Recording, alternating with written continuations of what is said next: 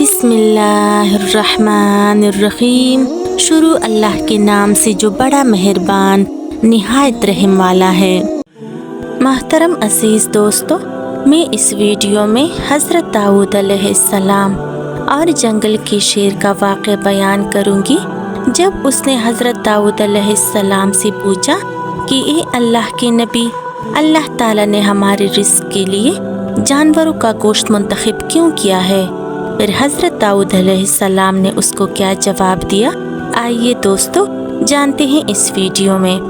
ایک دفعہ حضرت داؤد علیہ السلام جنگل سے گزر رہے تھے تو جنگل میں جیسے ہی ایک شیر نے حضرت داؤد علیہ السلام کی مہک کو محسوس کیا تو وہ دوڑتا ہوا حضرت داؤد علیہ السلام کے قریب آیا اور آپ علیہ السلام کے قدموں پر سر رکھ کر اپنی زبان میں بولنے لگا، اے اللہ کے نبی، میں آپ کی زیارت کے لیے آیا ہوں۔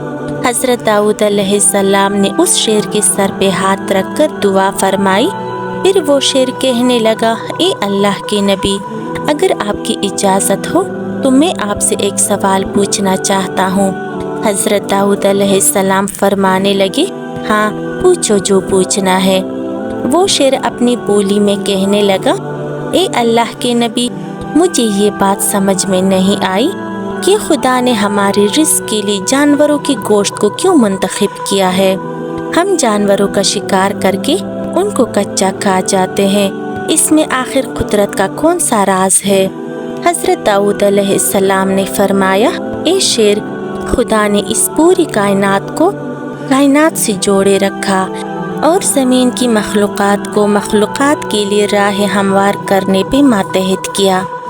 دیکھ، اگر اس جنگل میں سانپ نہ ہوتے تو ہوا میں اتنی بیماریاں پیدا ہو جاتی کہ جاندار کا رہنا ناممکن ہوتا۔ اگر سورج کی گرمی نہ ہوتی تو سردی کی وجہ سے زمین پہ مخلوقات کا رہنا مشکل ہوتا، اور اگر بارش نہ ہوتی تو مختلف مقامات پر درخت اور سبزہ اگنا ممکن نہ ہوتا۔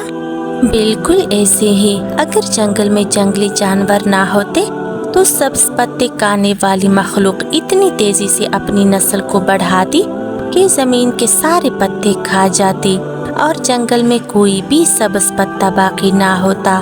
تو بس اللہ نے اس لیے تمہارا رزق جانوروں کا گوشت منتخب کیا تاکہ تم اپنے رزق کو حاصل کرنے کے ساتھ ساتھ اس قدرت کی حفاظت بھی کرتے رہو۔ لیکن یاد رکھنا اے شیر، رزق ہمیشہ اتنا ہی کھاؤ جتنی تمہاری ضرورت ہو۔